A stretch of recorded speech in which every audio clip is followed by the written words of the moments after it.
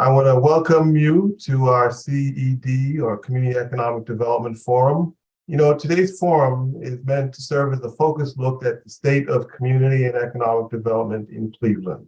And we are fortunate to be joined by a distinguished group of leaders representing Cleveland's community and economic development sector. We are very grateful that Keisha Gonzalez, Program Director for Economic Development and Equity and Innovation for the Cleveland Foundation, will be moderating our discussion today. Keisha is a rock star. She's a well-regarded community development professional. She's part of the Cleveland Foundation's grant-making and community impact team, where she's a key leader in managing its neighborhood revitalization and economic development grant-making portfolio. Prior to joining the foundation, Ms. Gonzalez served as the Managing Director for the Metro West Community Development Organization. She earned a Bachelor of Arts degree in anthropology from Cleveland State University and went on to earn her Master of Arts in Historic Preservation for the University of Delaware. We're in good hands, so I'm gonna hand it off to Keisha. Keisha, take it away. Thank you so much for that kind introduction, Dean Anglin. And I'm actually so privileged to be facilitating this panel. You guys are in for an amazing treat of absolute phenomenal practitioners here. So I am going to be tasked with facilitating this amazing panel. And I do want, before we jump into introductions with these esteemed practitioners, I want to just make a note that we will be addressing questions at the end of our panel discussion today. So please feel free to submit your questions through the chat option, and they will be facilitated for us at the end of the panel, the formal panel component of our discussion today. So with that, I am absolutely privileged to be introducing Ayana Blue-Donalds, the VP for Ohio Markets Enterprise Community Partners, Director Alyssa Hernandez with the Community Development Department at the City of Cleveland, Candace Williams, the Executive Director at LISC, and Jeff Rusby, the Chief of Staff and Operations at Cleveland Neighborhood Progress. So my panel, you guys each get 5 minutes to do a speed round of introductions, which I know is a very hard task with how phenomenally accomplished you all are. So if we could we start with Candace? Good afternoon, and thank you, Keisha. Thank you, Dean Anglin. I am super excited to be a part of this as a former alum myself of Cleveland State University. I went through the master's program, master's in urban planning, design, and development. So this is full circle for me. My background is I've been in this space, community development space, for about 25 years and have all been closely related to the nonprofit sector for the most part. My role at LISC is we recently reopened the Cleveland office in October of 21. But LISC stands for Local Initiative Support Corporation. There are 38 urban offices and a rural program nationally. We're a national intermediary and CDFI. With 3 affiliates that play multiple roles, everything from grant making to lending capital to equity. We pilot and run various programs, manage pooled funds, and also leverage funds by bringing national and local resources to support and scale the work that our partners do. We do everything in partnership as an intermediary. So I see many familiar faces or names, if you will, on the screen in terms of the work that we do and how we deliver the services. And so excited to be a part of today's conversation and appreciate the opportunity. Thank you. Thank you so much, Candace. And we'll hand off the next introduction to Jeff. Thanks, Keisha. Good afternoon, everyone. So great to be with all of you. It really is an honor to be a part of this panel with some colleagues who I have looked up to and collaborated with for years now, and it's wonderful to share the virtual stage with them. I'm Jeff Rusby. I'm the Chief Operating Officer at Cleveland Neighborhood Progress. Neighborhood Progress is a 35-year-old new community development intermediary, and I say that kind of with a tongue in cheek, and the idea that community development is a world of constant reinvention, because the very basis of what we do as an industry is rooted in the evolution of neighborhood change and people and the idea and concepts that they bring forth to the spirit of our work. And so the constant evolution is embodied even in organizations that have decades of tenure. We are the community development intermediary for Northeast Ohio, set up to deliver more resources to the community development corporations and the neighborhoods that they serve, as well as be a backbone of support with technical assistance, capacity building, and advocacy and marketing across Cleveland's neighborhoods.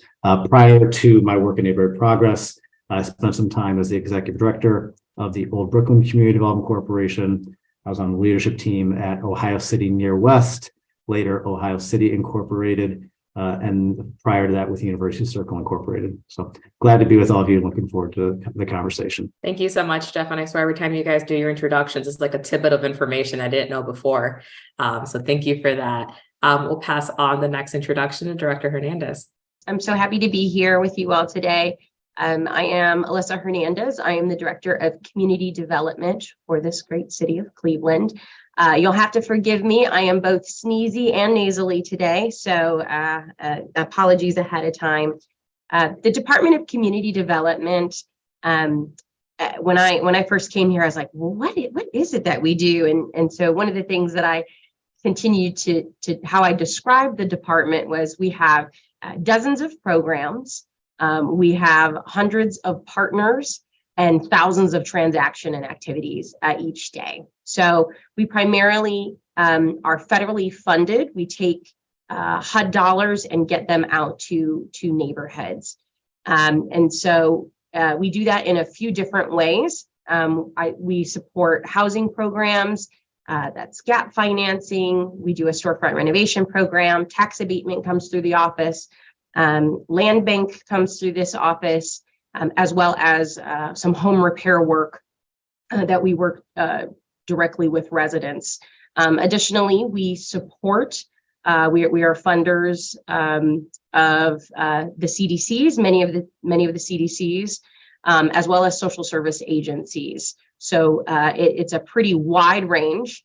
And to try to get a handle on that, what I wanted to share is what the vision of the department is. This is something that we came up with as both formal and informal leadership for the department. And I just want to read that to you now because everything that we do needs to come back to this vision. So it's the Department of Community Development envisions a Cleveland where stakeholders are empowered to build the pathway to equity. This vision is realized by creating quality housing and vibrant neighborhoods that serve as the foundation for generational wealth and community prosperity. So everything that we do needs to be tied back in to that vision. And grateful to be here with you all today. Thank you so much, Director. And then the phenomenal Ayana, can you please bring us home with introductions? Good afternoon, everyone. Ayana Blue Donald. As mentioned, I'm at Enterprise Community Partners. So we are a national nonprofit intermediary that has been around for about 40 years. We celebrated 40th anniversary last year. We've been in the Cleveland market for a little bit over 30 years. So we have a very long and deep history of community development, not just nationally in 11 markets, but really in Cleveland. It's really interesting as I have made this transition from my previous role in building and housing. I had been in building housing for about 10 years before coming over to Enterprise. So I am just really enjoying making a change in my community in a different way. So in the Cleveland market, or really all of Ohio, we do a lot of things, but primarily my office, we do a lot of programming. So if that is CDC capacity building, if that is standing up programs to try to end lead poisoning. I mean, people think, what does that have to do with community development? A lot, because it stabilizes our community.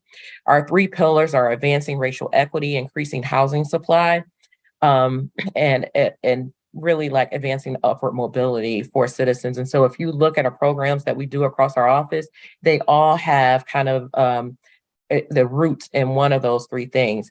I really appreciate Director Hernandez's kind of like centering us on what the Department of Community Development's mission is, because I can say that everyone that's on this panel, we are all working to advance that mission. And it's really great to be on this panel because we all work together in some way, shape, or form. Community development and economic development, we are in some way involved. So happy to be here today and happy to partake in this conversation. Fantastic. So now we get into the good stuff, y'all. This is the fun part. And I just want to make a note. I want to sit with this first question. We can sit in this space for a little bit longer since we went through introductions pretty quickly, because I think that there is a wealth to dig out with this question. So tied to the namesake of the panel discussion, for better or for worse, within your positional viewpoint, what is the current state of the economic development and community development sectors in Cleveland? And I want to broaden that even further and say Northeast Ohio, because we can't talk about economic development in Cleveland without really thinking about the totality of inputs and outputs for the region itself. And with that, what are the opportunities and gaps that contribute to those conditions? And this is a very open and fluid panel discussion. You guys are all colleagues, so feel free to bounce back and forth informally, because I think there's so much meat to these questions. Maybe I'll kick off a little bit and I'll spur some thoughts with my colleagues. I think that, in a lot of ways, our region, we're at a crossroads.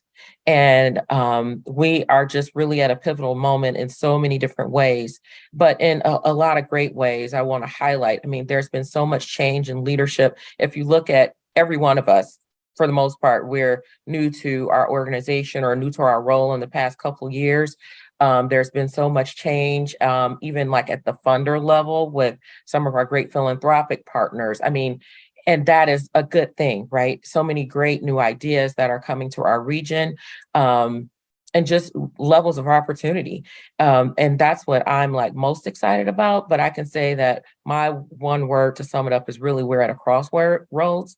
And so to see where we go in this moment where there's so much potential and how we really can best as a community capitalize on that potential. Thanks, Ayanna. And I'll piggyback, the same thought came to mind with this question, not necessarily a better or worse. I do think that we're in this period of transition, like any other organism, right? I mean, things morph and change, and there's certainly some highlights, as Ayanna has mentioned, but we're also, very aware, of some of the deficits, like what we're calling COVID's long tail, right? Never seeming to be over, and persistent systemic racism and the changes in workforce. So these are all things that can be destabilizing to this industry. But I like to end on a positive note of Ayanna's comments that this is an opportunity where we can really affect change and work differently and use new tools and innovation to counteract some of these things, to come out stronger on the other side of this. So I will go ahead and also echo my colleagues. The first thing that came to mind just automatically was the word transition. And so I think we are all very much feeling that and very much in line. When I started off and I shared the vision for the department, when I got here, I started with the administration when Mayor Bibb was first started just over a year ago. Right. And so when I started it was really important that I understood what the vision of the department was, and the vision that was there had been there for a long time. And it didn't feel like it quite fit, not where we are, and certainly not where we're poised to go. And so really kind of this vision is a new vision. And that's why I'm trying to use the platform and every opportunity I can to push that, because it really is and it's not that it's necessarily a new vision, but it is a refined vision.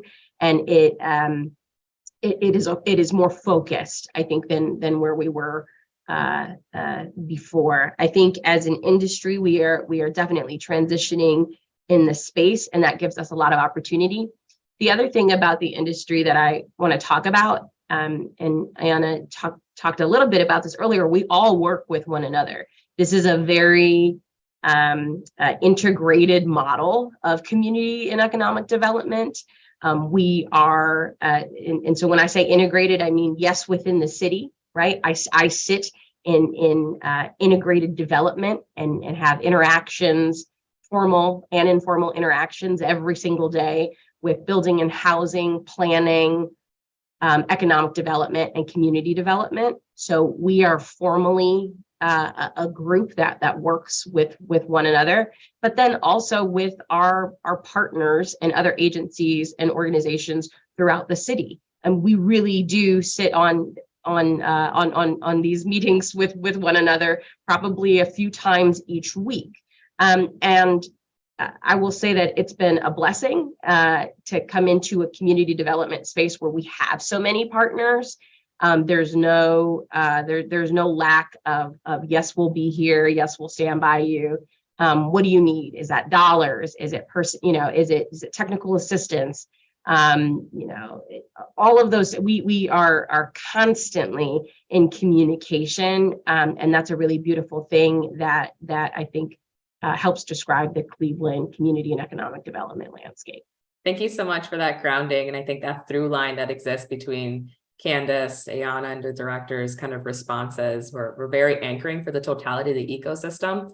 Jeff, I would love to kind of get your viewpoint around community development practitioners, the entities, the individuals, and how they are operating in this like flux of transition and opportunity. Again, anchoring still with the question of, what is the current state?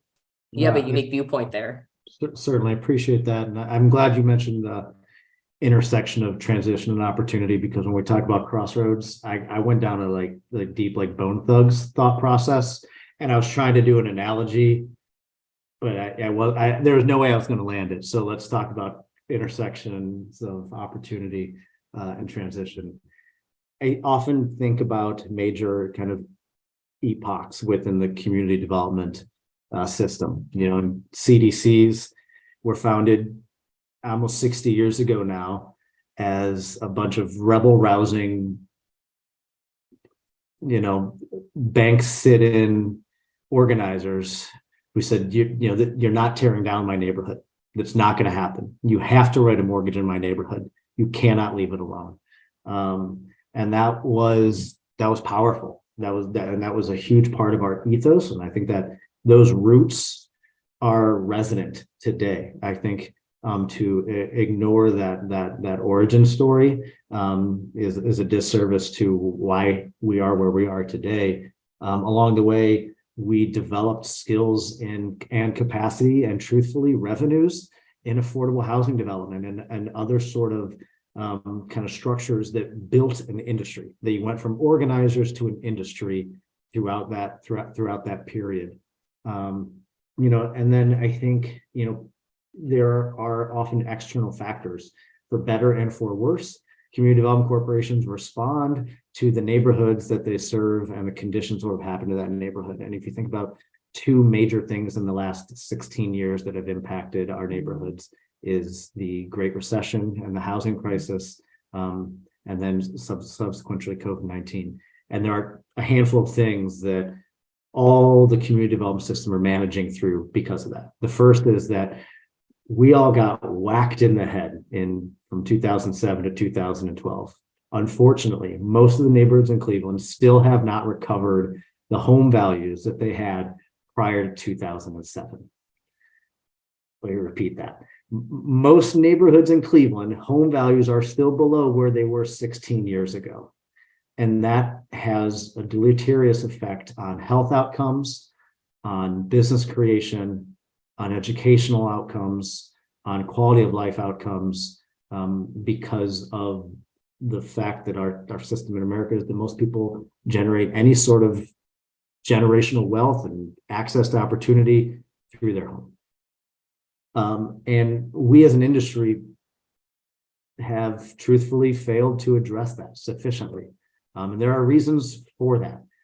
Part of it is because we put all of our eggs in the housing basket prior to 2007. And so we took all of our eggs out of the basket instead of keeping something balanced along the way.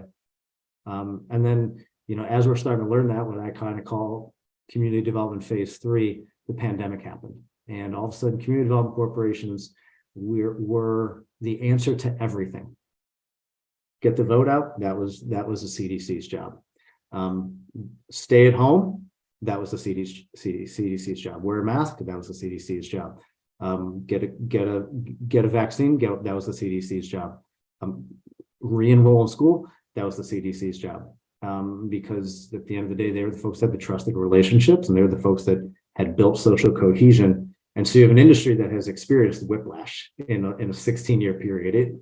It knew what it was for 40 years, and then it has gone left and gone right, gone left and gone right, back again in a very short period of time. And our work, so much as Neighborhood Progress, is to work with our CDCs and the partners across the city to truthfully be a little bit more honest about what we can do and what we should do. Because too often it's easy.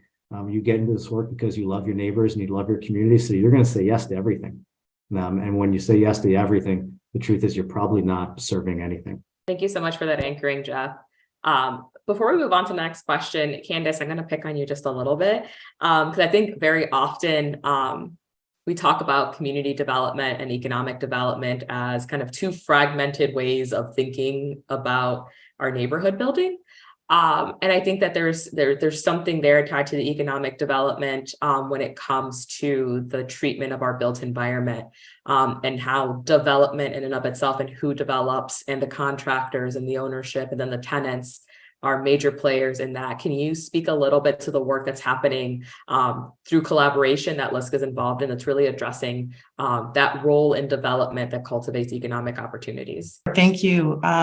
That is a great question. And I agree that sometimes that gets lost in the conversation. But when you think about economic development and the way that it aligns, somewhere along the way, and I know many of our friends on this call have heard this transition between going from community economic development, using that whole phrase, to breaking it down into community development or economic development. But it really is part of that fabric that Jeff spoke to. You can't have a healthy community, a healthy neighborhood without there being balance there, because the economic development is part of that driving for stability, not just for individuals as entrepreneurs, small businesses being the backbones on the commercial corridors, but then also, the larger scale development that happens when you talk about larger housing projects that are happening, or investments in community centers, or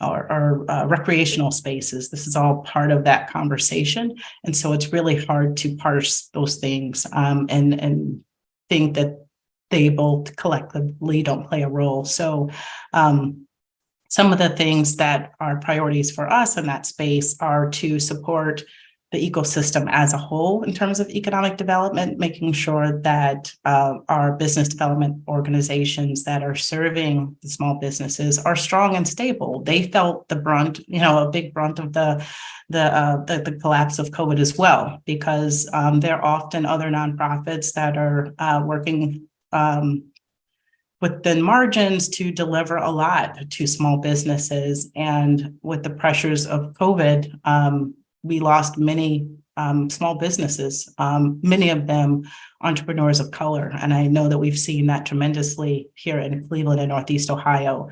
And so how do we help build up that system at the same time? Because our businesses still need to grow and thrive. We need to not only get back to where we were, but then also help those businesses that are trying to scale and grow and need, that additional layer of support and specialized services and skill sets that are going to take them to the next level, so that they can look at multiple sites or hire additional staff or have the infrastructure in place to, be a large contributor to that conversation.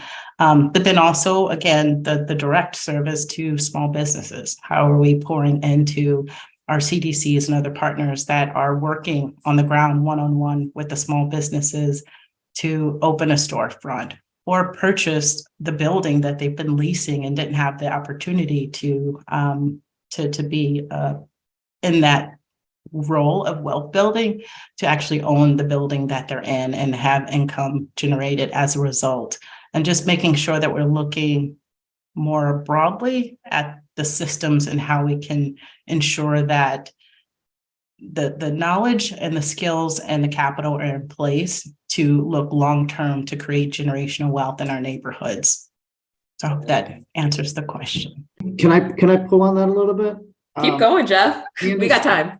Candace, I would theorize that the delineation between community and economic development is an industry choice for the people here on this call. Because I think the folks who are starting a small business or hustling on the side or owning a building, I don't think they care. And truthfully, I think we do them a disservice if we create like a weird interface. And I think generally we don't. And I think especially compared to other regions, we do a solid job of integration. As you stated, I think that's something we should surface is like there's like the industry stuff. Yes, the industry, there's a community development industry and economic development industry. We have deep integration and deep collaboration, and a lot of folks kind of go back and forth, and that's cool.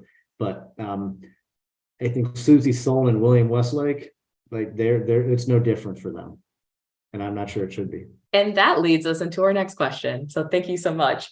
So I hope our listeners feel really grounded in that kind of contextual narrative tied to like where we are today in the region around community development and economic development from their viewpoint. You know, you started touching on this, Jeff. There's the institutional definition or like the sector practitioner definition of economic development and community development. And it often excludes the informal economy. It often excludes movement builders.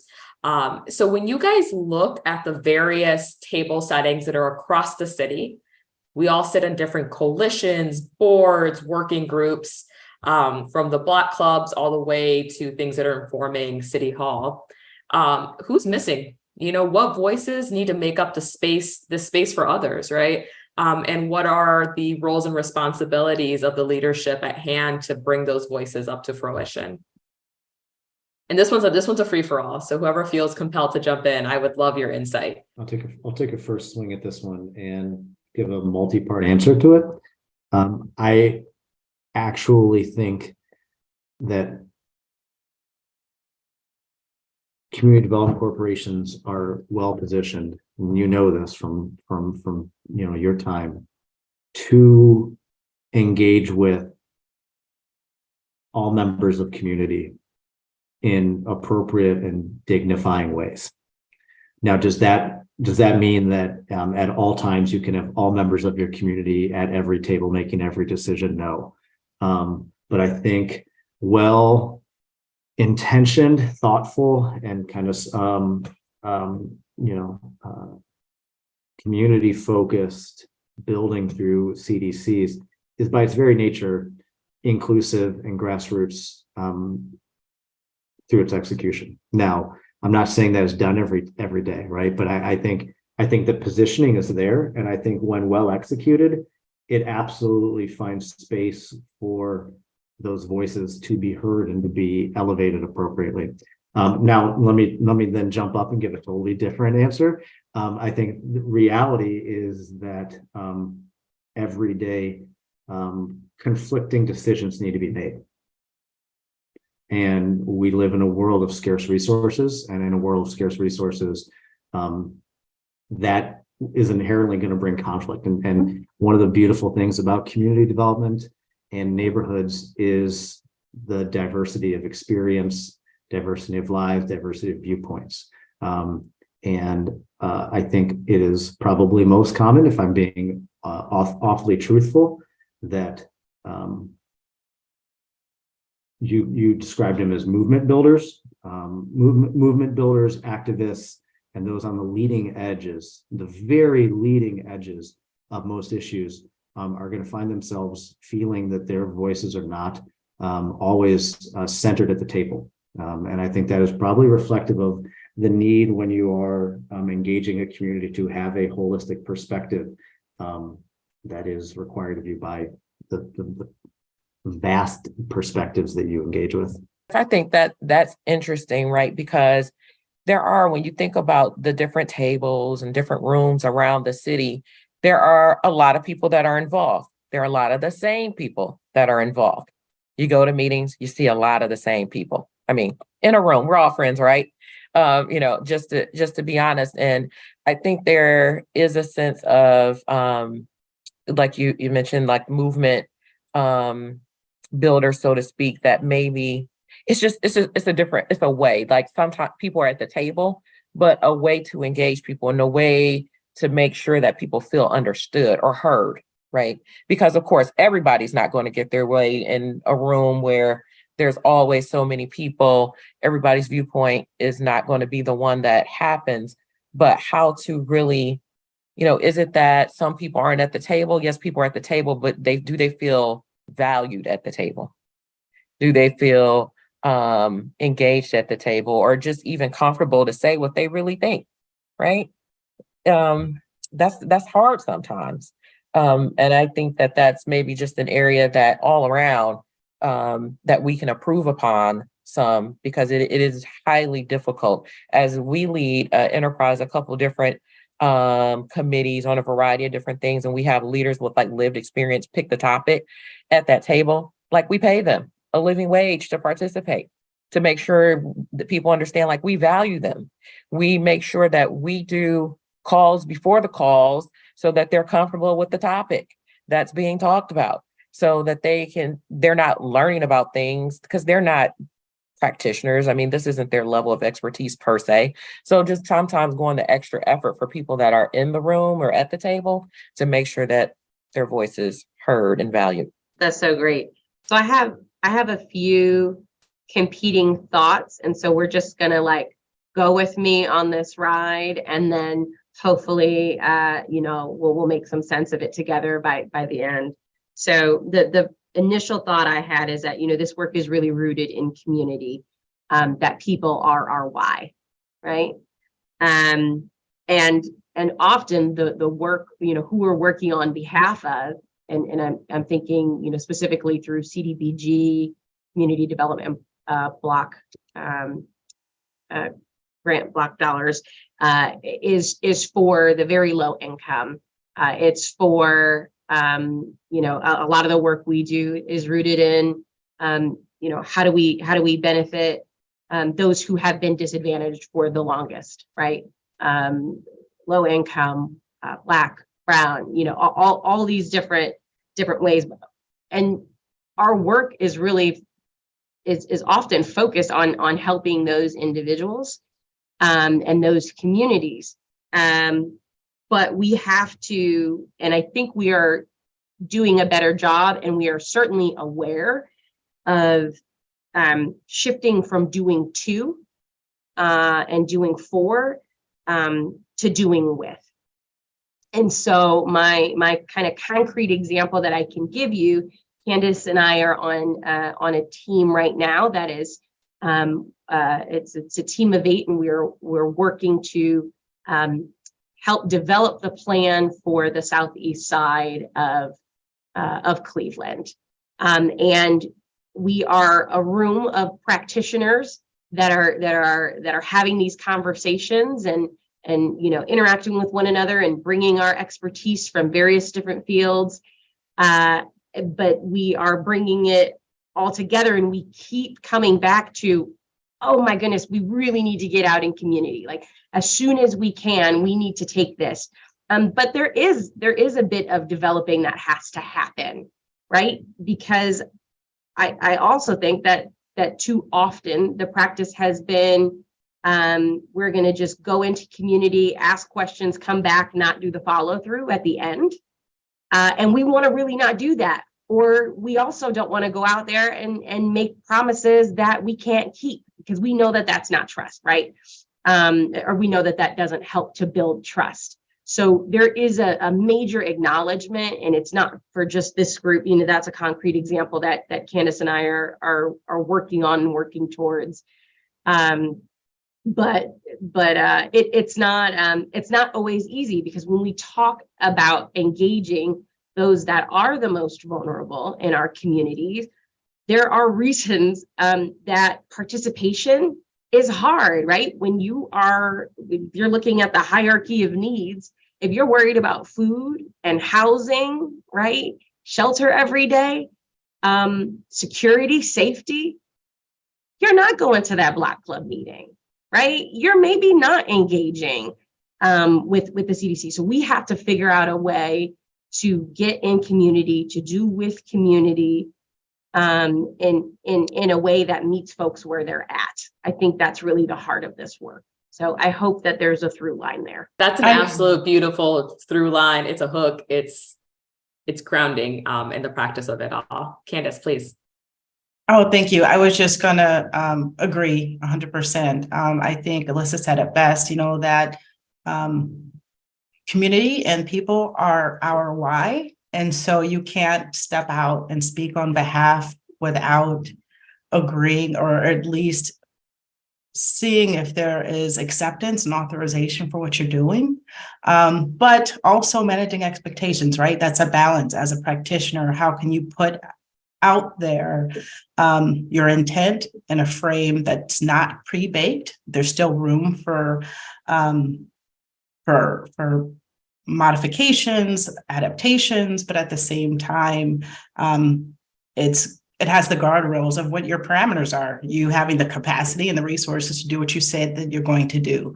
And so that is really the balancing act that I think as practitioners we face. I'm going to take a little bit of liberty as a moderator right now. I think even going like a little bit deeper and really asking ourselves from the seat of practitioners or supporting practitioners, this notion of, are the traditional mechanisms like Block Clubs the most anchoring the most anchoring bodies to be seeking this input, right? We know that historically Block Clubs are the foundations for homeowners, right, to organize and mobilize and protect their assets. So what does it look like to amplify the definition of organizing, mobilizing, and activating folks? And to Director Hernandez's point, who are solely concerned with putting bread on the table, right? Like it's a big question that we have to be asking across the board. But that leads me to dig a little bit deeper into the conversation we're having now and really asking, from the position of LISC, Enterprise, the city, CNP, hiring and developing those from the neighborhoods to inform the sectors and to inform the way that we address and evolve our practices. I'd love like a snippet of insight from you guys on that note, because I think it's been a big question with all of the changes that we're seeing, is that folks are moving from place to place, and how do we inject these our institutions respectively with new, fresh ideas that are grounded in the roots of our community. I'll go ahead and get started. And those of you who have heard me in the room before, I often do a pitch of like, come join us. We need talented folks, right? It's like the thing that I say all the time when people say, Director Hernandez, what is it that you need? How can I help you? And I am constantly saying, send me good people to do this work. And I also have to acknowledge that like there's diversity here, right? Like just the faces that you see on your screen right now, we're a diverse group, and that has to continue and be an important part. Those differences, not just ethnic and racial differences, but also difference of experiences, right? Did everybody grow up in the same kind of cookie cutter suburban middle class life? Some of us did, some of us didn't, and I think we're richer with diversity when we ensure that our workforce, right, our people are really are matching those who we're interacting with, those who we're serving. And one of the questions that I got asked in my interview for this position was, what do you think about diversity? And my response was, I think it helps us take care of some of our blind sites because we have multiple angles covered when you have this richness of diversity. But the field is struggling, right? It's struggling. This isn't, nobody goes to get a degree in community development to to make loads of money. Folks can do well here, but this is like, nonprofit work, government work is often not where, where you're going to get, where people are going to like, oh yes, I can make a living. And we have to acknowledge that as well. As an industry, if we want good people to be here, we need them to, we need to help to elevate them, right? Help to elevate them into areas of prosperity. Thank you so much for that. And I truly believe the same thing. Michelle Morales from the Woods Fund out of Chicago once said that the blood of every community organizer who encounters health problems is at the foot of philanthropy. And I think it's a huge thing for us to reflect as a collaborative of both practitioners and funders. Anyways, that's getting really deep into that, but that's a valid point. Pay our people. Jeff, I would love, and Ayana, kind of your guys' viewpoints on this as well. So what potentially might get me kicked off the forum here by our friends at Cleveland State University is that I don't think I think we let me say this the better way. We as employers and we as partners need to think beyond the traditional boundaries of qualifications for the composite of individuals on our team. The different careers, the different ages, the different lived experiences can bring absolutely as much to the table as someone who can run a real estate finance, modeling it truthfully. And I always tell folks who are interested in this work, and I'll say it to anyone who might be more junior in their career and thinking about this work, getting to know your community and knowing every block is an infinitely more valuable skill than anything you're going to learn in any class. And bring that to the table, and then everything else we can teach you. I find it interesting. I'll throw one thing out there too, because as we think about the pandemic and the aftermaths and how kind of work is changing and people are working from everywhere, like, remotely from every area of the country, maybe in different areas. I find that kind of interesting. But I think in the heart of that, though, is that people need to understand the community that they're working in that sense, and not just understand. I mean, it, you feel it. Not that you have to be from there. I find it interesting as we look around the call, like who's actually maybe from Cleveland, because I'm from Detroit, but very similar, situation of a city as Cleveland. And what I know, but I think is vitally important to hire people that understand the community, not just in an academic way, really, and I say that from get out, like Jeff, go organize, go learn a community, go learn where you're working in, because it's one thing to know things from one level, but to really know it and to be in it. And so those are the type of people that I know that I gravitate towards when I'm making hiring decisions, or even people that I'm working with, people's opinions that I value and trust and influencing my work, right? I really want people, or, who I trust are people that really, really, really get it. And not just the mechanics of it, but really get it. Candace, any closing thoughts on that question as we transition to the next? Sure, thank you. I think the only thing I'd add is more at a kind of 10,000 foot level. I think that we've seen in recent years, not a very long period of time, but there is more and more acceptance and adoption of reframing what even job descriptions look like. I've been very encouraged to see that.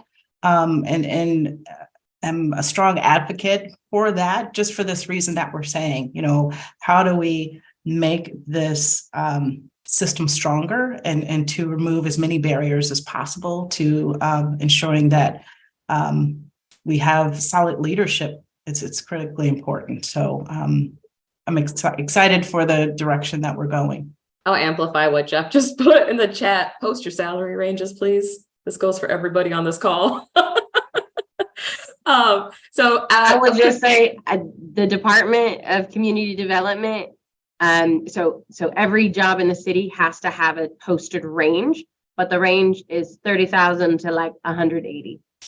And so that can be misleading, and it can get folks on very different spectrums. And so That is something that we now do. We have what our anticipated salary range is for the positions that we have, and that is that's so critical. We don't need to waste anybody's time. Just to take a little victory lap for neighborhood progress too. We've eliminated all educational and credential requirements. You can apply to be the CEO and have never graduated high school. That's fine by us. This is beautiful. Like, be still my heart. Can I elevate this pay issue? Yes, please. Pay is such an issue, just within the sector. Pay is such an issue, even amongst our organizations, because you find we're competing so much with each other. And we wonder why there really had been a surge of people leaving this, kind of like the nonprofit-y side of things and going to make more money. I mean, it's a reality. And so where we can, I know for surely within my office, I really try, to have equity in pay, because it is vitally important to keep stability in staff and team and who's doing this work. So I encourage everyone where you have that flexibility, even in that sense, because Director Hernandez, I know for all too well about the city and pay bands, et cetera. But where you have that flexibility to squeeze the pay up where you can, please do, because I think that, we really deserve to be compensated for the work we do in the community. One additional thing to that, thank you for raising that. And the only addition I would make is that if you're not able to increase the pay, be flexible in the benefits as much as you can, reconsider what, parental leave looks like, reconsider what, some flex time, because you never know what someone's going through in this really volatile job market. You want to make sure that you're able to keep the people that you have. And this is hard work. So again, I know that's even taller order than adding to the pay, but when is there some way that you can do both and to make sure that, again, you're keeping the good people that you have? You guys are so fantastic. And I hope everyone is like taking notes in the crowd. So when I want to transition to our next question, and I want to highlight a reminder to the audience that please submit your questions into the chat. After this following question, we're going to jump into Q&A. So take some time to marinate on what you want to ask. So our next question for the panelists, Cleveland has a substantial track record of goal-setting initiatives, convenings, trying to get everyone on the same page. With the current conditions and players in Cleveland and at the county, from your viewpoint, do we have the mechanisms in place to establish community-wide goals and define outcomes and measures, data collection, and so on, right? This long sought same page narrative. I mean, where are we today? Again, representing different entities here at the table. I don't know if any of us want to touch that. What a typical. We're in a safe space. Candace go first. No, yeah, okay, yeah. This is a conversation that goes on often, right? I think it goes to the very first question you asked, Keisha, about the better or worse.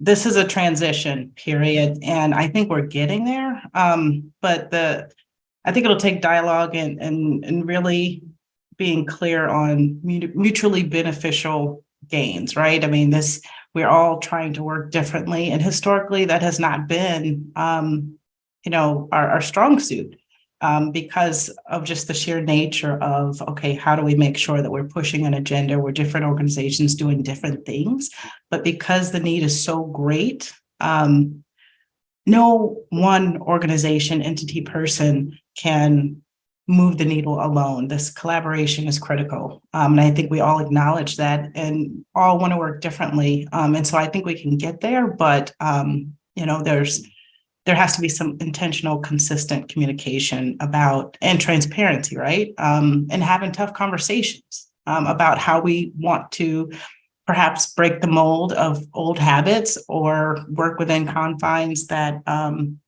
were preset that we didn't subscribe to.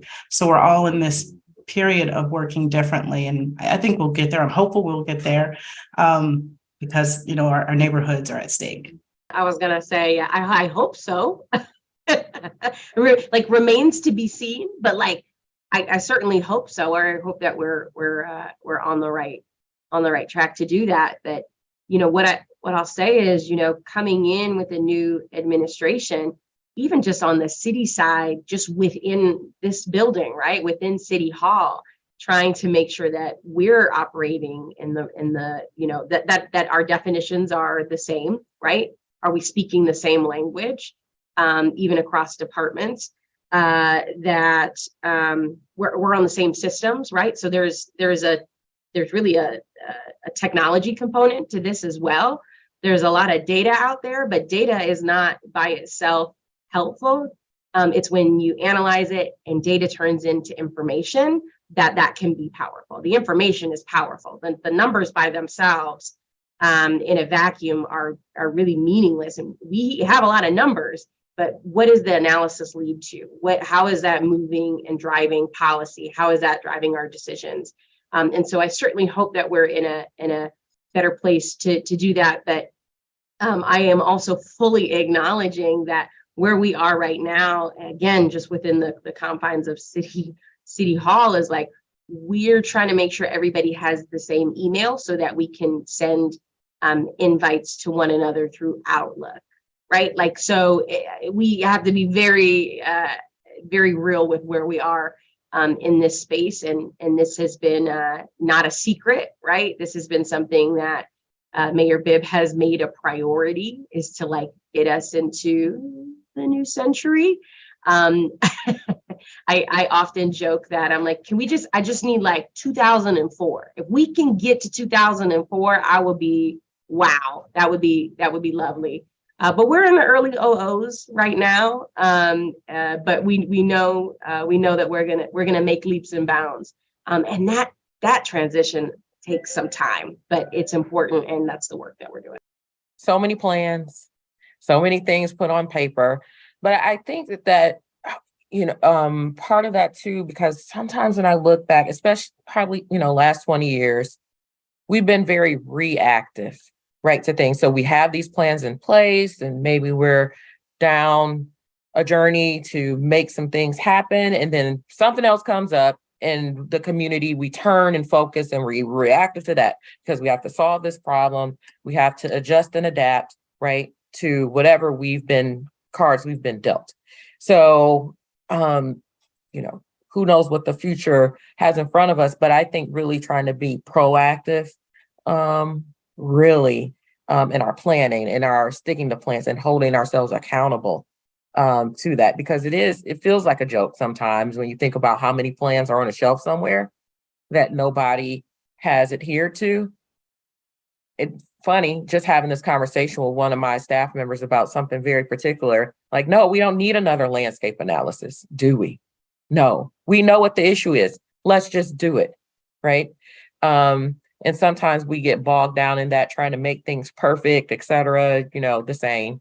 But we just need to stop going squirrel and getting distracted by things, really stick to a path and plan, and hold each other accountable to what we said we're going to do. I think there's like an additional thing to kind of add on to that is this idea too, that we need plans to validate what our communities already know to be true or the needs. Right. So like sometimes when like a majority minority community comes and says like, these are the needs that we have, right? These are the issues that we're encountering, and these are the pathways that we think will get us to a solution. That's not enough on its face. And so the sector feels the need to like validate in the pursuit of, and I'm going to hold my sector accountable, right? A philanthropic investment, to have to be extractive and continue to do studies and continue to do plans that, to your point, Ayana, right? It's like Tinsel and the cat. The second something shiny is off to the side, we're not paying attention to. So that ability to acknowledge and respect that like communities of color and specific know what they need, and to listen to those voices, instead of having to articulate it in print and paper, for folks. So I appreciate that reflection. Before I transition to going into some Q&A, panelists, do you guys have any closing thoughts on this question? All right, we're probably all traumatized still with the planning efforts all over the place. So I appreciate y'all's responses to that. So I'm gonna transition to our first question from the audience. So question one, what can we do to build wealth and and social and political capital for folks who don't and may not want to ever own a home. Putting homeowners and homeownership on a pedestal is a problem. Maybe we kickstart this one with Jeff. Yeah, I'll just jump off of something you said earlier, and that's something that we talked about all the time when we were neighbors, you know, in Clark Fulton and Old Brooklyn. I think being overly reliant on the historic structures of block clubs to generate the structures of community engagement within our neighborhoods is an absolute failure because they are exclusive spaces. And I think we need to think more holistically about how we engage, how we support organizers who are doing the hard work of engagement and lift them up and advocate for them co-equally. Because the truth is that for a lot of individuals, by choice or by the circumstances they're in, homeownership is not on the table. And at the same time, those residents deserve the same level of dignity that we afford by right to homeowners, and that just frankly needs to stop. I'll add to that. And I think that it is interesting that there is such a push for home ownership. There has to be a spectrum of housing, right? Quite frank, I've been a homeowner, I don't know, off and on for years. And when one thing goes bad, I'm always like, why am I a homeowner? Right? The first grass cut of the year. Do I really want to do this? I think, you know, there are so many things that come up besides just the financial. Everybody doesn't aspire to be that. And I think that goes to, Keisha, I remember we've had this conversation before, just about equating someone's level of happiness or what they should want or what they should aspire to do or be. I think we should get out of kind of like that mind frame. And especially when we think about community development in that sense and home ownership, we need a spectrum. But I will mention, I think we need to think creatively. At Enterprise, we have this thing fairly new, maybe within the past year. It's called the Renters Wealth Creation Fund. So it's a special investment fund that if a project has used this fund to finance the development, that renters, like depending on how long you've stayed at the property, you get funds back. Who knew? You're just paying your rent, right? Nothing special that you have to do besides pay your rent. And you're able to create wealth, you know, based on that. So, right, it's not $1 million, but it's savings that you didn't anticipate by paying your rent that you do every month. So I think that we need to think as practitioners, as organizations, as, you know, people that have access to a variety of different tools. How can we use these tools to benefit not just the investors or not just companies, but the people that are actually participating in whatever program it is? And I'll put a link in the chat if anybody's curious and wants to look into it. Yeah, and I'll hop on there as well. So two strains of thought here. One is you heard in the vision for this department, generational wealth as a component.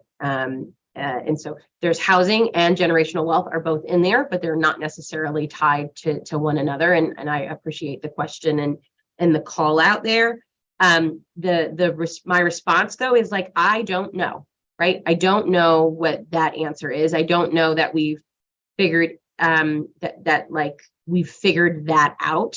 I think we're just like, oh, wealth, you have to either own your own business or you're either an entrepreneur or own your house and you're in real estate. And like, that's like what we know. And that's what we kind of direct to. So the two strains of thought and the two responses are like, one, because this is really important work, the city has doubled down on this generational wealth question, and we've hired talented people, and we have sought and won grants that will bring other talented people here to ask these very questions and to start to investigate, you know, what is it that we can do, right? And the second strain is that we need to ask folks, right? Like we need to be in community asking people what it is that they need, because this sounds like an assumption, right? And that's what I'm hearing is, you know, is there was assumptions made and Jeff mentioned it earlier, right? We put all our eggs in this basket, right?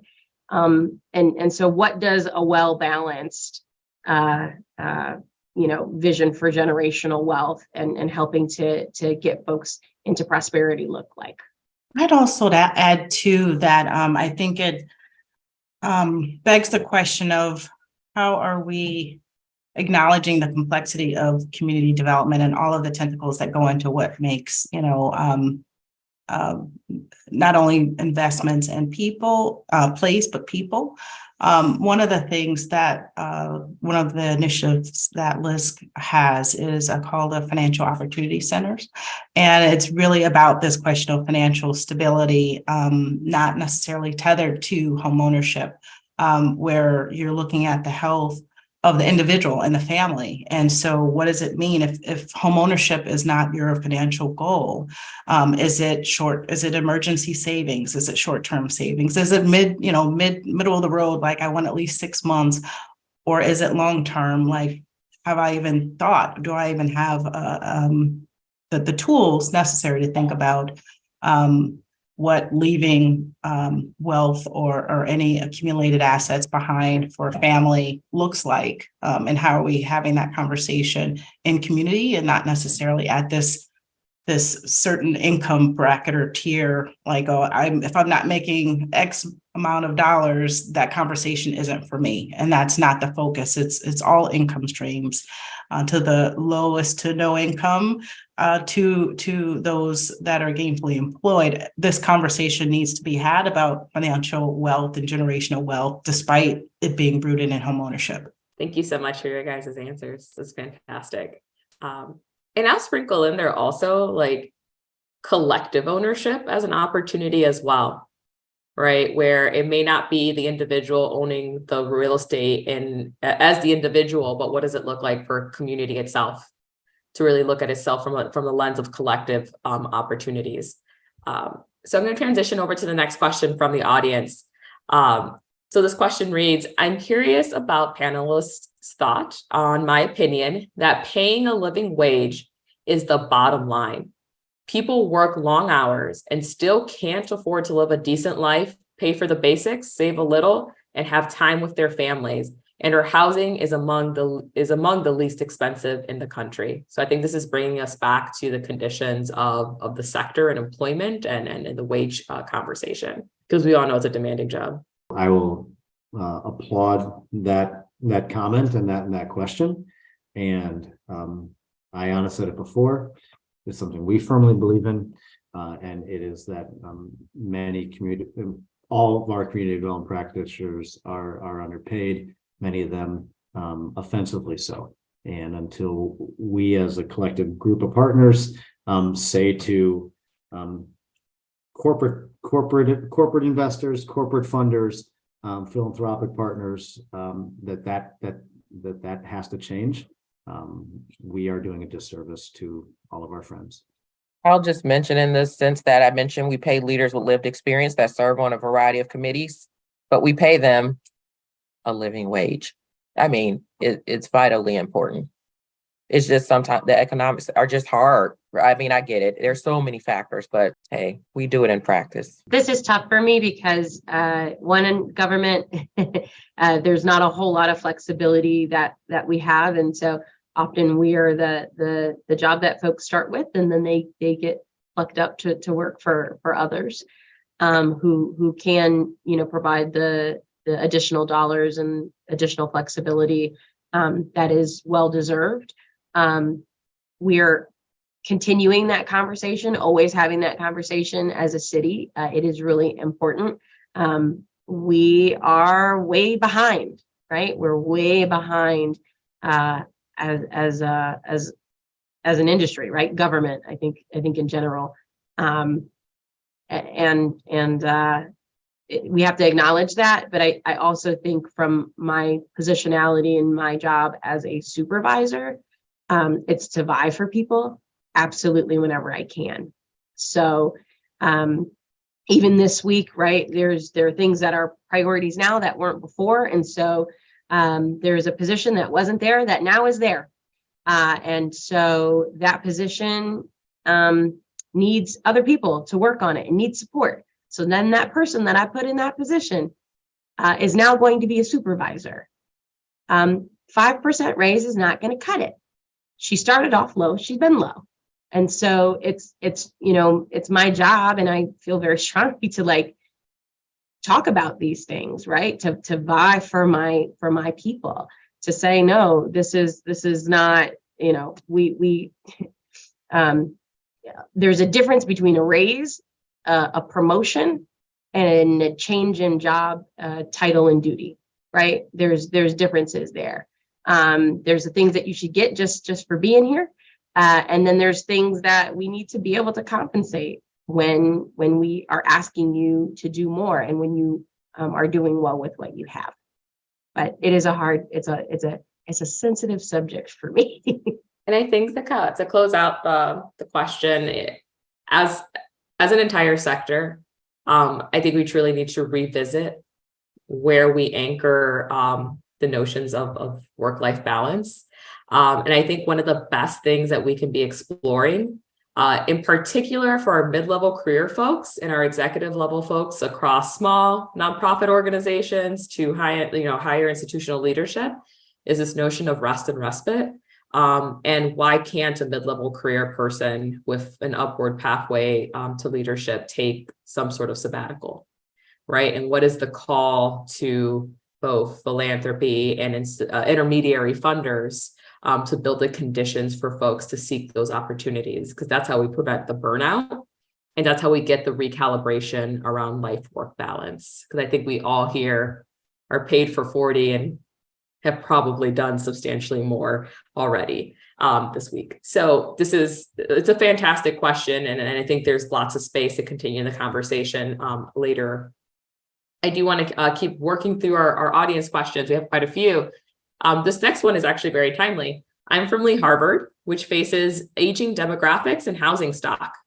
How do you steer development and potential residents to the areas that are not downtown or in more competitive neighborhoods? I want to, Director Hernandez, can you start this one? Because I think that this is where you guys have been at for a while. Yes. And Candace and I can probably speak to this. So we are approaching the Southeast side from areas of strength, right? And so there's strength, and there are values, and there's reasons that people have moved to there. There's reasons that people have remained there. And so we have to start with what are, so yes, we've got aging folks, but what do we have? We have stable housing, right? In Lee Harvard specifically, we've got, yes, it is the oldest neighborhood, average age, but there are folks that have taken care of their house the best that they absolutely could. They're strong neighbors, right? They very engaged with each other, and so we have to pull on that, right? We have to pull on those areas of strengths to double down on that. The other thing that we need to do is, as we talk about development and redevelopment and putting resources where there has not really been a whole lot of attention, we have to be keenly aware of the folks who are currently there, and that we're not pushing those folks out, right? Like, development for the sake of development is not going to do it. But there is room to grow in this city, but we have to do it in a way that's equitable and responsible. And we're taking care of the folks that have taken care of this city. So I hope that gives you a preview into what we have planned.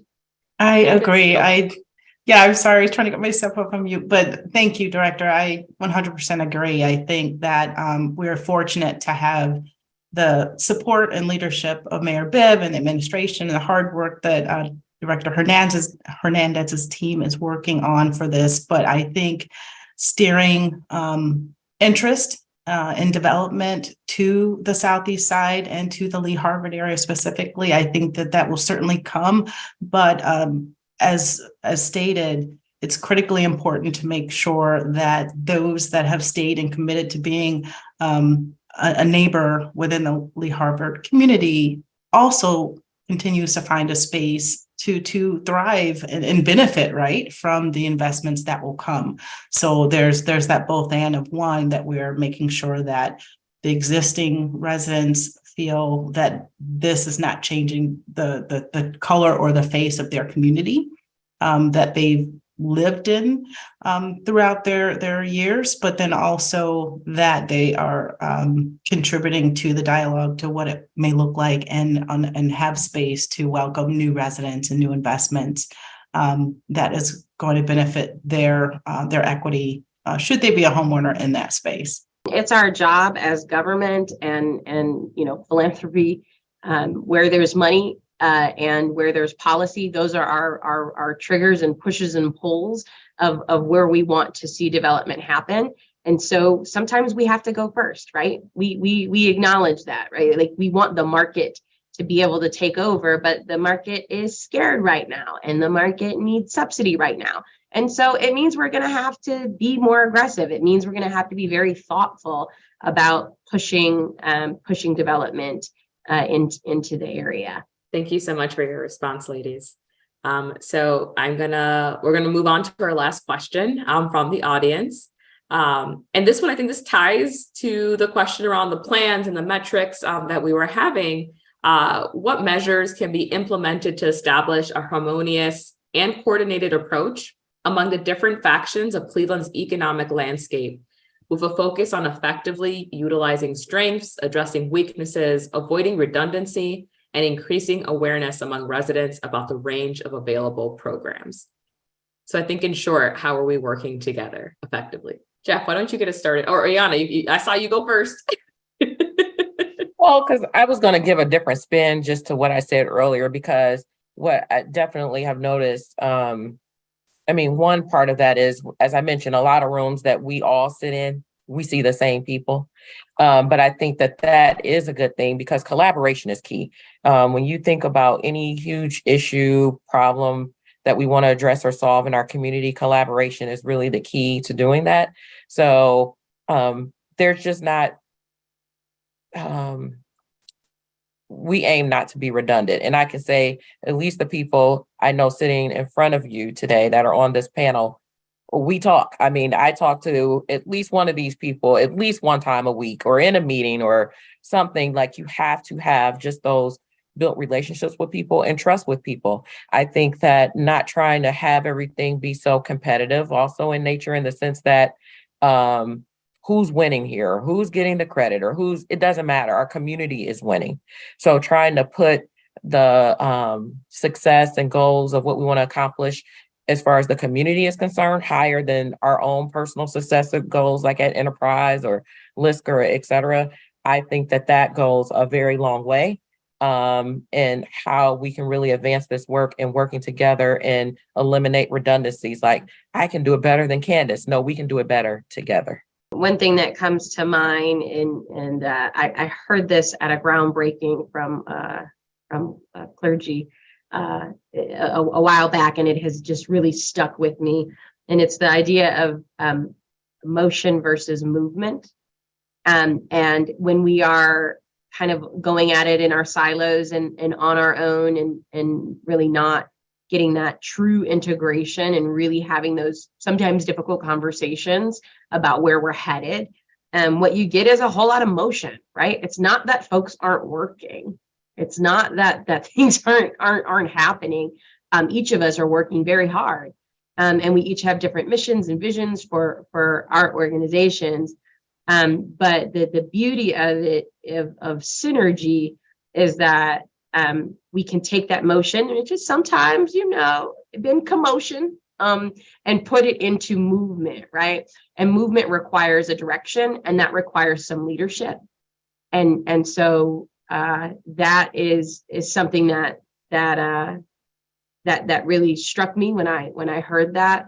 How do we get from motion, just the going through it, doing the day-to-day things, to how do we actually move our community forward? And I think we are coalescing as different organizations and as an industry. I think we are pulling all in the same direction. We're hitting it from multiple angles. You have to.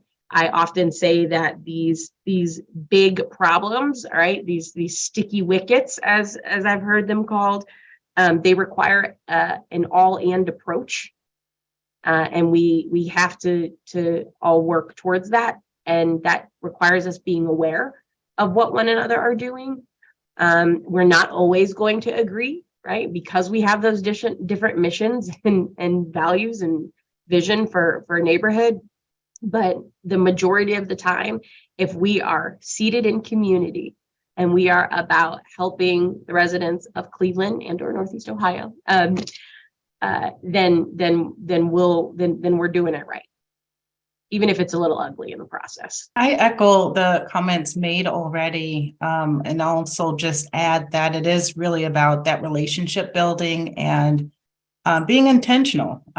Certainly, we're in the same meetings and convenings oftentimes, but even just as Ayanna had pointed out, maybe just reaching out on a phone call or just having, regularly scheduled meetings. Like, I know we're moving in a million different directions, but let's make sure we touch base at least once a month or every couple of weeks or something, just because you don't know what your blind spots are. We all get tangled in our rabbit holes. So, but it's nice to have that engagement to say, oh, you know what? I didn't even realize it. And so that's where you kind of get away from some duplication and more alignment. And so it really is just about being intentional about staying connected to the broader goal.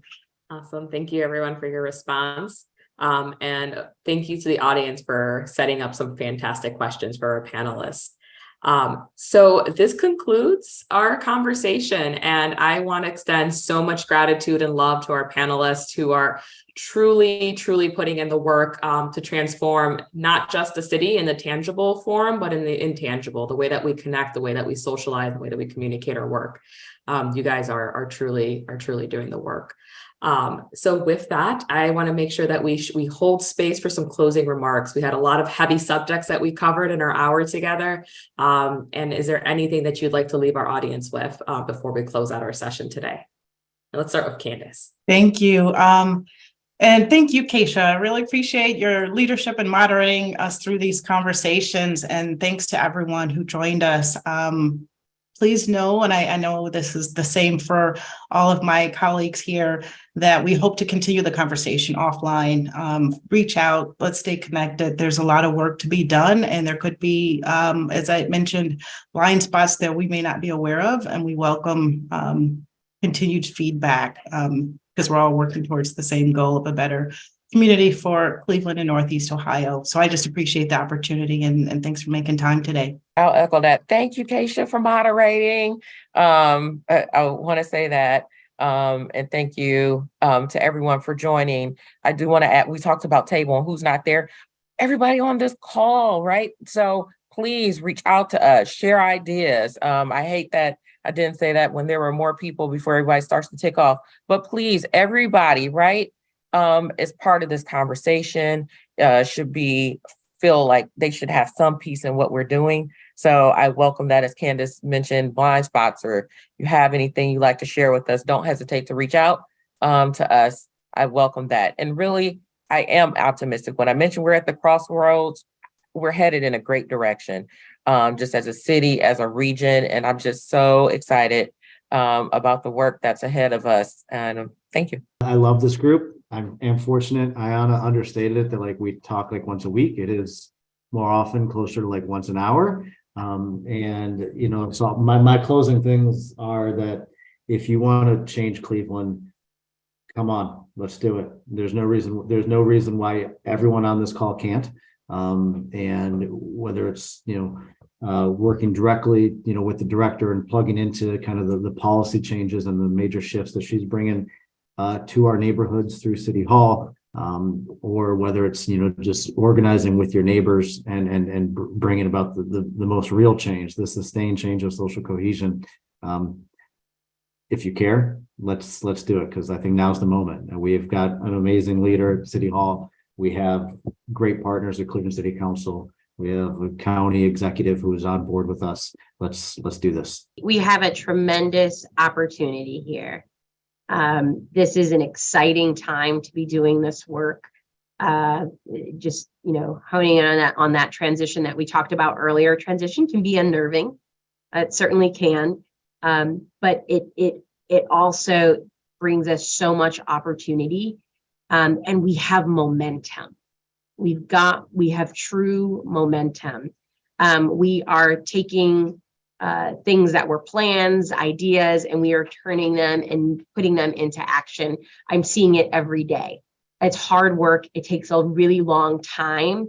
But if you have the heart for it and you have maybe a little bit of patience, this is amazingly valuable work to be a part of. So come work for me. I put my email in there. We're hiring for lots of positions, and whether you're at whatever level of your career, I have enough spots to fill, folks. If you want to be out in community, I'll get you out in community. If you want to crunch numbers, come and crunch numbers. If you want to do policy work, come do policy work. There's a space for you here. And if I can't find it here, I will hand you over to any one of these partners that we have, or any other office in City Hall. We need talented folks that have the heart for this work. We'll get you the skills necessary. Okay, thanks. And on that note, once again, lots of gratitude to the panelists, lots of gratitude for the audience who joined us, and lots of gratitude to the Levin College and Dean Anglin for bringing together this phenomenal panel of thought leaders and exposing the work to a broader audience. So with that, this concludes our time together, and hopefully our paths continue to cross in the future. So be well, everyone.